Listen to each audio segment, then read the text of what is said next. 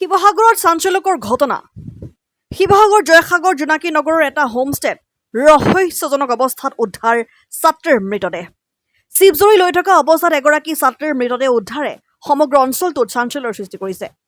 ৰহস্যজনকভাৱে উদ্ধাৰ শিৱসাগৰ ছোৱালী কলেজৰ স্নাতক দ্বিতীয় ষান্মাসিকৰ ছাত্ৰী কৃষ্ণা গগৈৰ মৃতদেহ।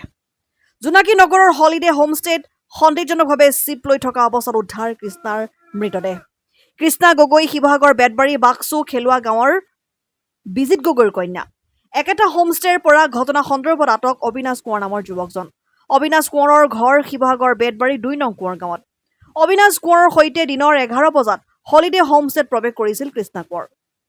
অবিনাশ কোঁৱৰৰ সৈতে দিনৰ ১১ বজাত হলিডে হোমষ্টেত প্ৰৱেশ কৰিছিল কৃষ্ণা গগৈ। দিনৰ ২ মান বজাত হোমষ্টেটোৰ কৰ্মচাৰীক অবিনাশ কোঁৱৰ নামৰ ছাত্ৰজনে ছাত্ৰীগৰাকী চিপ জৰি লৈ থকাৰ বিষয়ে জানিবলৈ দিয়ে। হোমষ্টেটোৰ স্বত্বাধিকাৰী ৰঞ্জন আৰু বেনু নামৰ দুগৰাকী ব্যক্তি বুলি জনা পৰা গৈছে। ইতিমধ্যে ঘটনাস্থলীত উপস্থিত হৈছে জয়সাগৰ আৰক্ষী।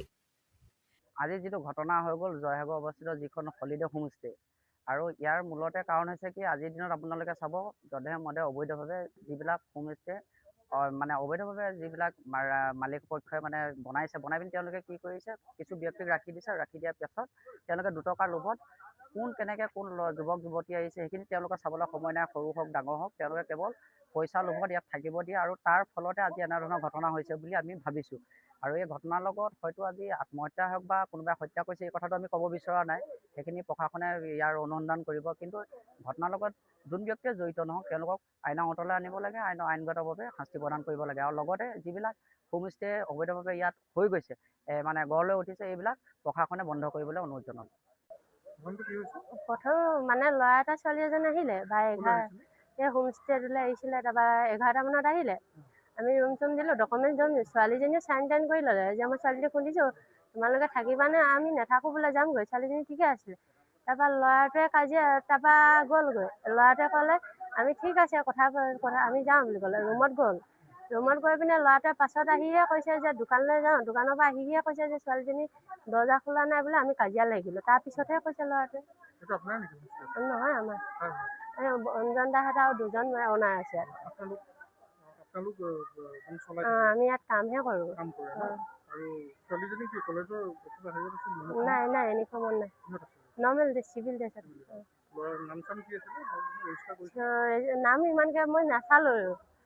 ৰেজিষ্টাৰত নাম চাম লিখা আছে, আধাৰ ID কাৰ্ড চাইডি কাৰ্ড চবৰে আছে। চব দিয়া আছে। 11টাত আহিছিল। কলেজৰ ছোৱালী মই পাছতহে গম পাওঁ।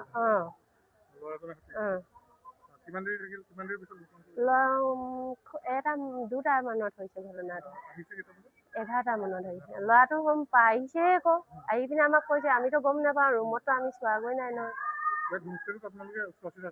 আমি চোৱা চিতাহে কৰোঁ। বেলেগ বাই মই থাকোঁ বাৰু, অনাৰহেঁতি আহেই থাকে। কৰোঁ সদায়। News desk report N24 Assam.